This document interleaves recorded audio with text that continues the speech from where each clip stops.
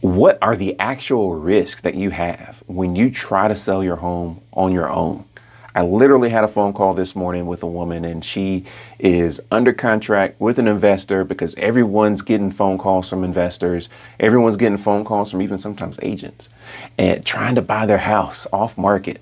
Well, long story short, she's under contract $150,000 below where she should be selling the house for. And she's trying to get out of the contract. So we're going to see if we're able to help her. But here are some of the more common risks other than losing $150,000. So one thing is market exposure. If you're able to expose it to more people, that gives you a greater opportunity of finding someone to give you your terms.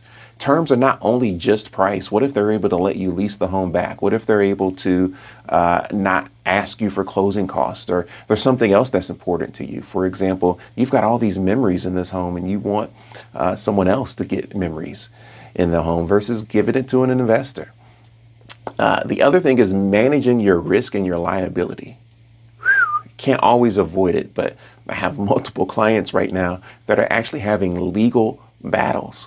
And because of our relationship and the things that we're doing, we're helping them overcome them. But also realtors, we help people avoid the legal situations. So understanding the contract, making sure the things are right.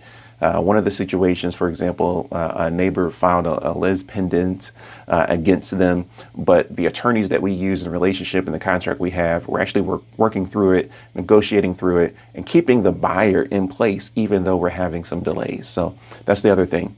But negotiating the contract. Most people don't negotiate for a living. I had a buyer earlier this year. They were going to settle for $3,500 from the seller.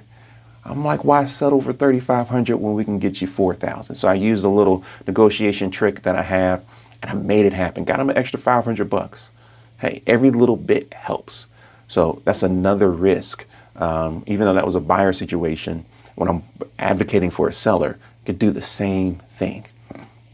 And the last thing is pricing and strategy, because price is subjective a little bit. The home might appraise for one value, but what a buyer is actually willing to pay is a different value. So how do you make those two match? How do I put something under contract, for example, for one of my sellers, but get the buyer to pay more, thousands more than what it actually appraised for? So being able to navigate those things so you don't lose or leave a single penny on the table. A good realtor will pay for themselves multiple times over. So those are some of the risks. If you ever have questions or want to consult, feel free to see my information below or somewhere, or DM something. And for those on YouTube, make sure that you like and subscribe. More tips to come.